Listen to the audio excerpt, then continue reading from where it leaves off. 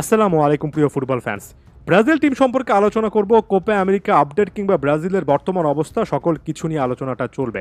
Brazil যে 23 জন থেকে 26 জনের স্কোয়াডটা বানিয়েছে সেখানে নতুন প্লেয়ার হিসেবে অর্থাৎ 3 জন নতুনভাবে যুক্ত হয়েছেন। এদের মধ্যে একজন হচ্ছেন ডিফেন্ডার জুভেন্টাসের ব্রেমেন, নিশ্চয়ই জানেন, একজন হচ্ছেন মিডফিল্ডার আটলান্টার এডারসন এবং একজন হচ্ছেন পোর্তোর ফরওয়ার্ড পেপে।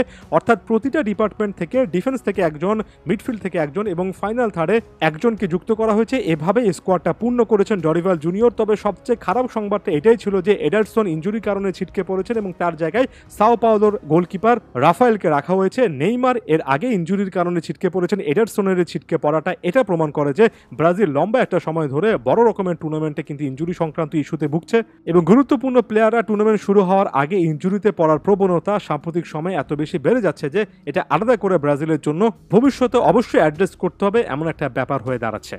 এখন ব্রাজিলের যদি আপনি ওভারঅল স্কোয়াডটা দেখেন, যে নতুন 3 জনকে ডাকা হলো, সেখানে আপনি সারপ্রাইজিং এলিমেন্ট খুঁজে পাবেন না এবং এটা একেবারে স্বাভাবিক কথা যে ডিফেন্সের দিকে যদি তাকাই, ডিফেন্সটাকে নতুন করে আসলে গড়ে তোলার মতো একটা ব্যাপার আছে। মিডফিল্ডও একই রকমের কথা প্রযোজ্য। তবে ফাইনাল থার্ডে ব্রাজিলের কাছে এক্সপ্লোসিভ ট্যালেন্ট আছে এবং আমার কাছে মনে হয় এমন টাইপের সিচুয়েশনে যখন আপনার ডিফেন্সিভ শেপটা এখনও নিশ্চিত নয়, যখন আপনার মিডফিল্ডটা আপনার দলের বেস্ট সার্ভিস প্রোভাইড করছে কিনা সেটা আপনি এখনও উত্তর খুঁজছেন, তখন ফাইনাল থার্ডে যদি শক্তিমত্তা থাকে তাহলে ফাইনাল থার্ড নির্ভর একটা কিন্তু খেলা খেলতে হয়। কোনোভাবে এই জিনিসটা বলছি না যে ব্রাজিলের অ্যাটাক লাইনে একসঙ্গে 4-5 জন প্লেয়ারকে নামিয়ে দেওয়া উচিত এবং তারাই ম্যাচটা বের করে আনবেন।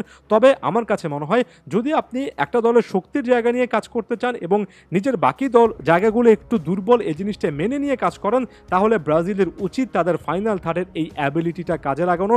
ব্রাজিলের উচিত ডিফেন্সে একটা মোটামুটি ধারাবাহিকতা এবং মিডফিল্ডে একটা ভালো সেটআপ তৈরি করা। আর ফাইনাল থার্ডে যেহেতু একের পর এক স্টার ফুটবলার আছেন, তাদেরকে মূলত গুরু দায়িত্বটা দেওয়া এবং ফাইনাল থার্ডে এমন টাইপের পারফরমেন্স করা যাতে করে আপনি যদি গোল কনসিডার করেন তারপরও সেখান থেকে বের হয়ে আসার সামর্থ্য যাতে করে এই ফাইনাল থার্ডে থাকে।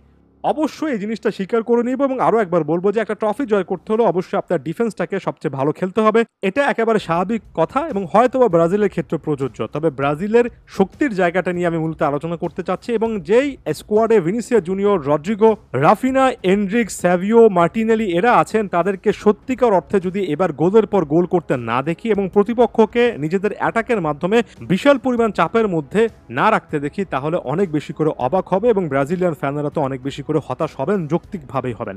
একটা শুধুমাত্র স্টার্স দি সেভিও, যিনি কিনা লা লিগাতে এবার রীতিমতো বাজিমাত করেছেন, দুর্দান্ত একের পর এক ড্রিবলিং করেছেন। তিনি লা লিগা এবার প্রতিটা ম্যাচে প্রায় গড়ে 2.8টা করে ড্রিবল কমপ্লিট করেছেন, 1.8টা করে চান্সেস ক্রিয়েট করেছেন, 18টা গোলে কন্ট্রিবিউট করেছেন এবং আন্ডার 21 এমন টাইপের একটা রেঞ্জ যদি ধরে নিই, অর্থাৎ ইয়াং প্লেয়ার এমন যদি একটা রেঞ্জ ধরে নিই, তাহলে লা লিগাতে একটা সিজনে লিওনেল মেসির পরে 100টা ড্রিবল কমপ্লিট করেছেন। অর্থাৎ এই বয়সে লা লিগাতে একটা সিজনে 100টা ড্রিবলিং শুধুমাত্র লিওনেল মেসি এর আগে করে দেখিয়েছিলেন।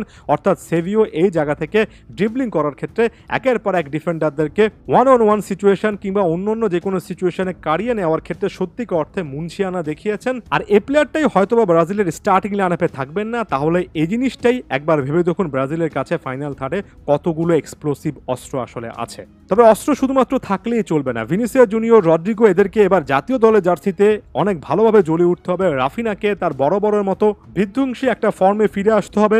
এনরিককে এই টুর্নামেন্টে ভালো একটা সার্ভিস প্রোভাইড করতে হবে এবং একই সঙ্গে স্যাভিওকে সুযোগের অপেক্ষা করতে হবে। একটা কথা ফুটবলে অনেক বেশি করে প্রচলিত যে ডিফেন্সটা ট্রফি জেতে, যেটার কথা একটু আগে বললাম। একই সঙ্গে আরও একটা কথা কিন্তু অনেক বেশি করে প্রচলিত, সেটা হচ্ছে in some cases attack is the best defence. অর্থাৎ আপনি যত বেশি অ্যাটাক করবেন আপনার নিজ দলের ডিফেন্ডারদের উপর চাপ তত বেশি করে কমবে।